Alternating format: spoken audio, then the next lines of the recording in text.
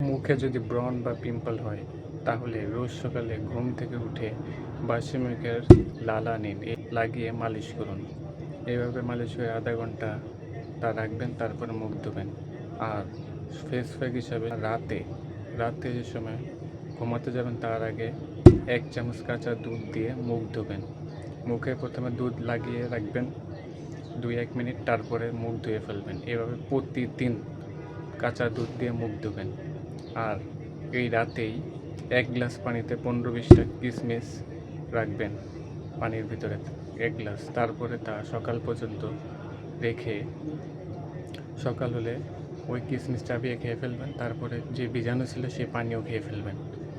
তারপর যদি পিম্পল অনেক হয়ে থাকে, উপরে যদি থাকে ব্রণ, তাহলে পুদিনা পাতা আনবেন, এনে তা ব্লেন্ড করে এই পুদিনা পাতার চাটনি তা রাতে লাগাবেন।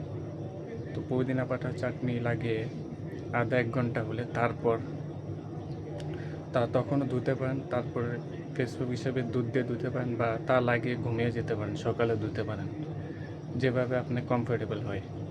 ইনশাল্লাহ এইভাবে আপনার পিম্পল চলে যাবে। আর যদি সকালে ঘুম থেকে উঠে বাসি মুখে 2 গ্লাস বা 3 গ্লাস পানি খান, এতে তলপেটের যে পেট আছে তা সাফ হয়ে যাবে, আত সাফ হয়ে যাবে, তাতে আর পিম্পল হবে না ইনশাল্লাহ।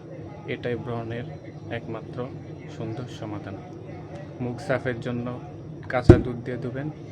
তারপরে পিম্পল হয়ে থাকলে তাতে পুদিনা চাটনি লাগাবেন, লাগিয়ে রাতে ঘুমিয়ে যাবেন।